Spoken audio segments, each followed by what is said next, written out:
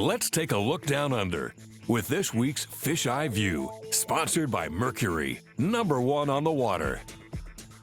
During the earliest years of underwater filming, we became aware of a strange phenomenon. Being in a hurry to set up and get those shots invariably led to poor results. Slowing down and taking hours to get close, the fish still seemed nervous. Then, trying hard to get strike shots, we usually went home empty-handed. It was as though fish could sense our eagerness and intensity. On the other hand, our best shots were captured when we had all day and didn't care if anything was filmed at all. Essentially, being relaxed and there to have fun. When you're too intent, the fish can sense it. Your tension and eagerness transmitted through your fishing rod and down the line. Body language or changes in technique, we can't put our finger on it. Fact is, there's a psychic force in nature that acts as a warning to all wild creatures when danger threatens. Just take a look at other anglers. Some of the most successful are phlegmatic types, easygoing, unexcited, and calm. Some of the least successful are the most ardent, eager, and devoted. Ever have this experience? During a tough day, the only bites happened when you were distracted or not paying attention. The secret is to relax, quite literally to subdue yourself, while remaining focused and aware. If you remember that you're out there to have fun, you will. During the course of underwater filming, we've recorded a few strange things along the way. Despite our steadfast beliefs, fish do their best to prove us wrong. Nearly every angler will claim if you have weeds on your line, you won't catch a thing. Granted, it may affect the action of your bait or lure, yet we recorded numerous instances where fish didn't care. The list includes panfish, trout, bass, and many others.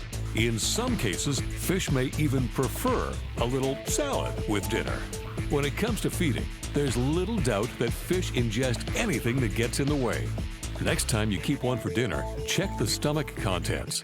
Whatever you're after, don't be afraid of working deep into cover. Another misconception is the minimum distance to place sinkers above a bait. Steelheaders are absolute fanatics, claiming up to a half meter to avoid spooking fish. We conducted a study on this, moving several large split shot closer and closer to the bait. This under difficult conditions, in front of an underwater camera no less. Then, we took it to the extreme, and guess what happened?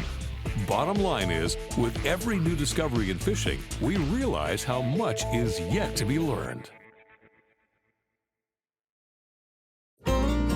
When the fishing is tough, you'll often hear the expression, "they're conditioned." Actually, this one-track mind behavior is a built-in survival technique that all fish possess.